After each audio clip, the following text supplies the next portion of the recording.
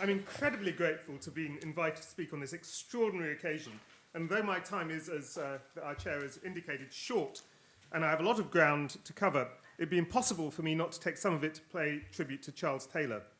Chuck's unique voice, intense, acute, challenging, profound, but never pompous or pretentious, has enriched the conversation between philosophy and politics for more than 50 years.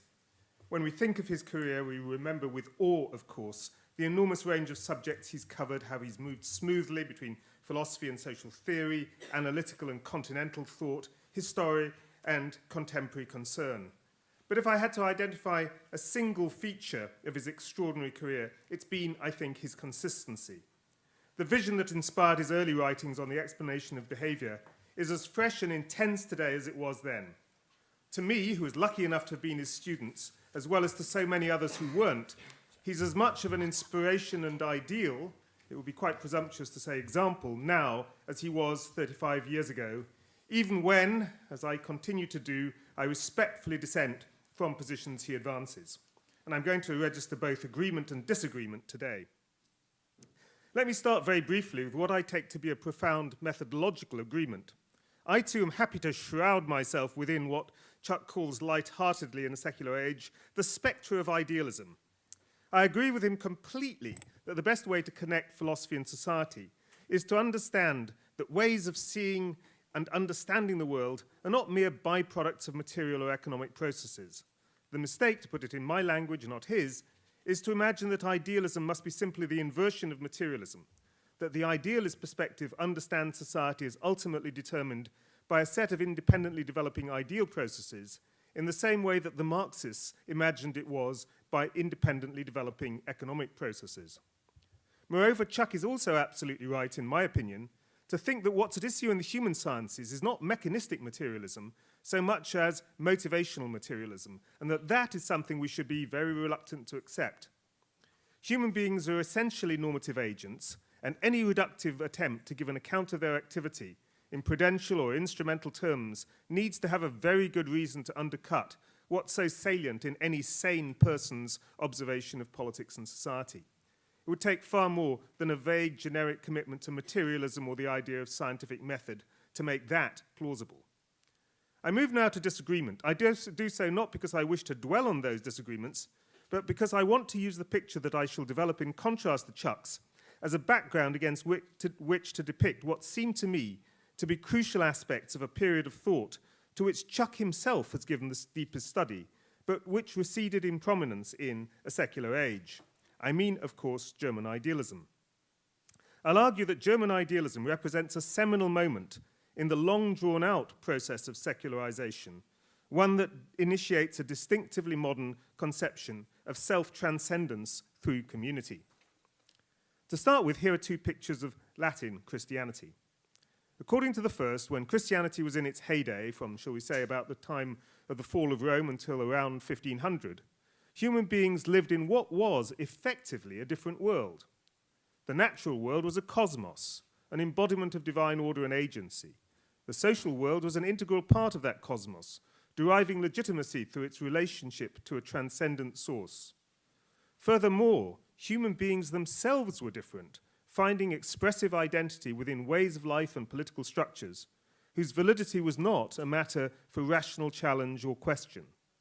Succinctly put, this was a world, quote, in which spiritual forces impinged on porous agents, in which the social was grounded in the sacred and secular time in higher times, a society, moreover, in which the play of structure and anti-structure was held in equilibrium, and this human drama enfolded within a cosmos.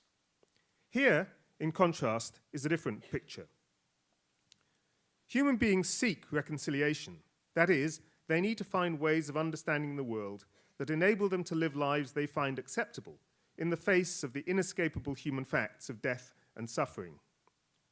Christianity and its monotheistic sister religions, Judaism and Islam, respond to the need for reconciliation in a very distinctive way. They're both monistic and essentially rationalistic. That's to say, they represent views of reality within which everything can ultimately be explained in relation to the agency of a single, omnipotent, omniscient, and benevolent creator God. Yet this monistic rationalism brings with it severe tensions which express themselves particularly acutely when it comes to reconciling human beings with evil, particularly those evils that are not, or at least not obviously, the result of human agency, death, and physical suffering. So much so that Christianity is haunted by, as Blumenberg puts it, the threat of Gnosticism. Evil always threatens to become independent in some way, whether personified in the form of Satan and his fellow rebel angels, or more subtly in compromising the full scope of each of the divine attributes I mentioned earlier. Here is Chuck's own, obviously heartfelt response to this problem. Someone close to you dies. You may want to hang on to the love of God, to the faith that they and you are still with God, that love will conquer death, even though you don't understand how. What do you say to the challenge of theodicy? One answer could be that in a sense God is powerless. That is, he cannot just undo this process without abolishing our condition, and hence our coming to him from out of or through this bodily condition.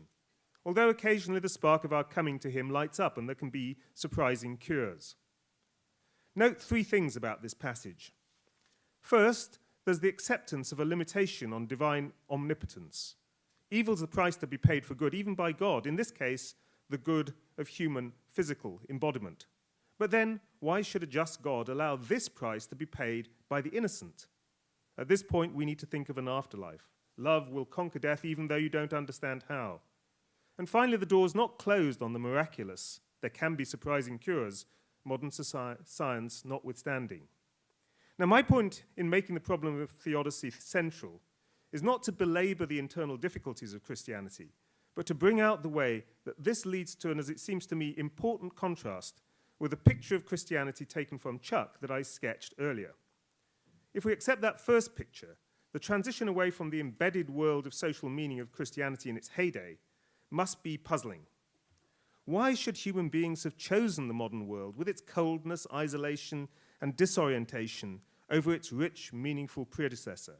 Western Europeans appear to have sacrificed their birthright of experiential plenitude for a mess of instrumental knowledge and control. On the second picture, by contrast, a central part of the story of the transformation of Christianity is that it's endogenous. Changes came about, in part at least, as human beings responded to problems internal to Christianity that can be connected back to its origins. Given the tensions endemic in the monotheistic project, it's no surprise that no single set of solutions should have proved enduringly stable. For Augustinian Christianity, the world's not good. Fallen humanity's been cut off from divine goodness by original sin, although thanks to the redemptive sacrifice of Jesus Christ, not from divine grace. And our life in this world gives constant testimony to that fact. Our suffering here serving to point to the central truth that the kingdom of Christ is not of this world. Yet this biblical Pauline Augustinian narrative of original sin is in obvious tension with God's goodness. If God's good, then he's just. And if God is just, then even if it was right for him to punish Adam and Eve a few thousand years ago, how could it be just for him to continue to punish us, their presumed descendants? This is, of course, one of the arguments that added to the agony of Pascal. And from this perspective, the great watershed of Christianity is not the Protestant Reformation. Luther and Calvin continue the Augustinian tradition, albeit with very different accounts of divine grace, so much as the early modern assertion of the goodness of the world, an assertion associated with, but not confined to, deism. The world is good because it's been ordered to further human well-being, the great law of nature being that everything is to be preserved, in Locke's phrase, as much as may be. The assertion of the goodness of the world proved fragile, however. Belief in it is widely assumed to have been destroyed by some combination of the Lisbon earthquake and Voltaire's Candide. The problem lies not just in the continuing fact of suffering, which appears to compromise divine omnipotence. Why must an omnipotent God pay the price of evil for the achievement of the greater good of an overall order, but also in its uneven distribution, which appears to conflict with divine goodness? How can it be just for some to bear the necessary costs, even if others benefit? An afterlife, of course, might square accounts, but then there'd be no fundamental difference between this view and its Augustinian predecessors. This world is morally incomplete without another one to point to. Now, it may be surprising when I say that Kant, the author of an essay on the failure of all previous attempts in theodicy, should have an answer to the problem of theodicy at all. But he does, I'm going to argue. Kant's radical solution serves to highlight monotheism's difficulties, but at the same time, he opens the way to a very different strategy of achieving reconciliation. One that is, I'm going to argue, transformed and extended by his idealist successors and subsequently becomes a potent ingredient in the background in the self-understanding of our secular age. The early modern assertion of the goodness of the world takes an important premise for granted. If the problem lies in death and suffering, then it would seem to be assumed that the goodness of the world lies in what? Life and happiness. In other words, the problem is posed in what are, broadly speaking, eudaemonist terms. It's this premise that Kant rejects. God's goodness doesn't consist in his having placed us in a world created for our well-being in the sense of happiness, but in his gift to us of moral agency, agency in the full radical sense, so that we're each individually capable of being held responsible for our actions by an impartially just God. For this to be the case, we must be free, informed, and so on. From this perspective, aspects of Kant's moral philosophy, his doctrine of noumenal freedom, his insistence on the purity of moral motivation, and his assertion of the intrinsic value of punishment, to name three of the most obvious, that his modern secular admirers tend to downplay, emerge as consistent, indeed fundamental elements in his enterprise. If I'm right, and I wouldn't be here saying this if I didn't think I was, Kant isn't this half-hearted secularist that readers since Heine, der alte Lampe muss einen Gott haben, have supposed, but someone with a strong, though highly unorthodox, religious commitment. One that comes actually very close, so far as I can tell, to Socinianism. But I've no time to explore that here. What's important for my argument is that for Kant, the central issue of theodicy becomes not happiness but justice. Quote, the bad state, which the disproportion between the impunity of the depraved and their crimes seems to indicate in the world. What matters, says Kant, is not the sufferings of the righteous, but the fact that evil goes unpunished. It's this, not the need to compensate unhappy but morally worthy individuals by offering them happiness in a future life, that makes belief in immortality compelling. Quote, it is from the necessity of punishment that the inference to a future life is drawn, Kant writes in a footnote at the end of the Metaphysics of Morals, that seems, you might not be surprised to hear, largely to have escaped the notice of Kant's modern advocates. Now, perhaps this reading makes certain of Kant's less plausible doctrines consistent, you might say. But if that's the position one ends up with, then Kant's answer to the theodicy problem is hardly an improvement over its predecessors. Be that as it may, the transition from happiness to justice has an extraordinarily important consequence, I'm going to claim. If the reconciliation of human beings with their condition requires the abolition of death and suffering, then it's clear that this is a project that only a divine agent, capable of action that transcends the laws of nature as we now know them, can achieve. But Kant's change of theological perspective also creates a secular, historical telos for the goodness of the world. Justice, the coincidence between agency and outcome, is a human project, something that we can bring about together in this life. To put it briefly, we're dependent on one another for justice. I quote, if only everyone was so to behave that their conduct would coincide with the universal end, the highest perfection would be thereby attained. Every individual must endeavor to order his conduct in accordance with this end, whereby he makes his contribution such that, if everyone does likewise, perfection is attained.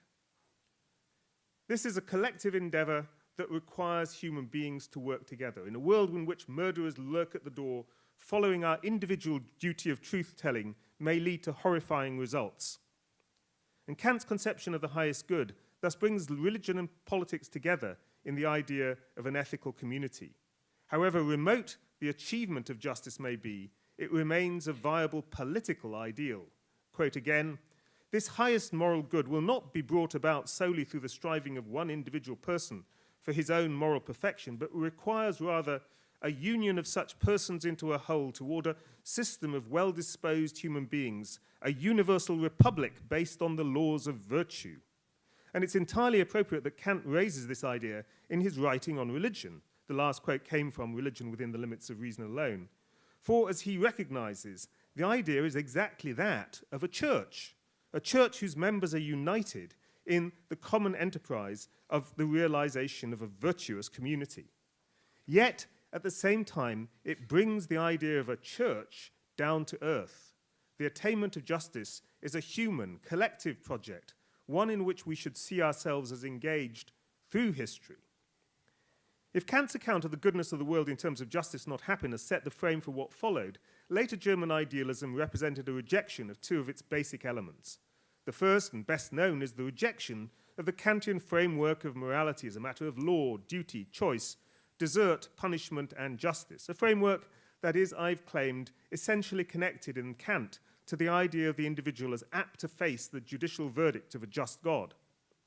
The rejection of this conceptual network, Moralität, is especially clear in Hegel's early theological or theologico-political writings. But since it's very well known, I'm not going to dwell on it here, except to assert as strongly as I can that the critique of Moralität by no means represents a reversion to the kind of connection between morality and happiness that Kant so austerely rejected. Less obvious, but vital in my opinion, is the abandonment by the later German idealists of the doctrine of personal immortality. This, of course, was not something to be asserted bluntly and directly at that time, especially not by young men seeking employment in state-controlled universities. Yet it's apparent enough in that least diplomatic of the German philosophers of the late 18th and early 19th centuries, Fichte. Fichte, you may recall, lost his professorship at Jena over what came to be known as the atheism dispute. Complicated and tangled as the story is, it's worth remembering that its origin lay in the publication by Fichte in his Philosophisches Journal of an essay by Friedrich Karl Forberg, one of whose main contentions was to deny belief in an afterlife as necessary to a moral religion. Yet take away the belief in personal immortality, and we don't fall back, as was alleged, into nihilism, the acceptance of human existence as no more than a limited concatenation of experiences, pleasurable or painful. On the contrary, as Hegel documented with brilliance and perhaps deliberate obscurity in the Phänomenologie des Geistes, there are other potent ways of seeking reconciliation through self-transcendence, even when individualistic beliefs in reward and punishment through personal immortality have lost their hold. Belief in personal immortality offered the hope of self-transcendence through the preservation of personal identity despite physical destruction. In its place, German idealism, I believe, initiates the exploration of self-transcendence through, to use a completely anachronistic but I still think apt term, identification. To get a flavor of what's involved, we can do no better than to consider this quotation from Fichte's Bestimmung des Gelehrten. Our spirits are exalted, says Fichte, when we see the way in which human beings have cooperated in a community, so that the successful progress of any member is the successful progress of them all, he says, and see ourselves as a necessary link in that great chain which began at that moment when man first became fully conscious of his own existence and stretches into eternity. Fichte then continues, but, someone may say, I will have to stop too, just like they did. Yes, and this is the loftiest thought of all. Once I assume this lofty task, I will never complete it. Therefore, just as surely as it is my vocation to assume this task, I can never cease to act, and thus I can never cease to be. That which is called death cannot interrupt my work, for my work must be completed, and it can never be completed in any amount of time. Consequently, my existence has no temporal limits. I am eternal. When I assumed this great task, I laid hold of eternity at the same time. I lift my head boldly to the threatening stony heights, to the roaring cataract and to the crashing clouds in their fire-red sea. I am eternal, I shout to them. I defy your power. Rain everything down upon me. You earth and you heaven, mingle all of our elements in wild tumult. foam and roar and in savage combat pulverize the last dust mote of that body which I call my own. Along with its own unyielding project, my will shall hover boldly and indifferently over the wreckage of the universe. For I have seized my vocation, and it is more permanent than you. It is eternal, and so too am I. Listening to Fichte, we can quite plainly hear for the first time the voice of that distinctive figure of the 19th and 20th centuries, the secular revolutionary, eager enough to sublimate and perhaps submerge his identity into the collective progress of mankind. The revolutionary, as Nechayev puts it in his Revolutionary Catechism, is a doomed man. He has no personal interests, no business affairs, no emotions, no attachments, no property, and no name.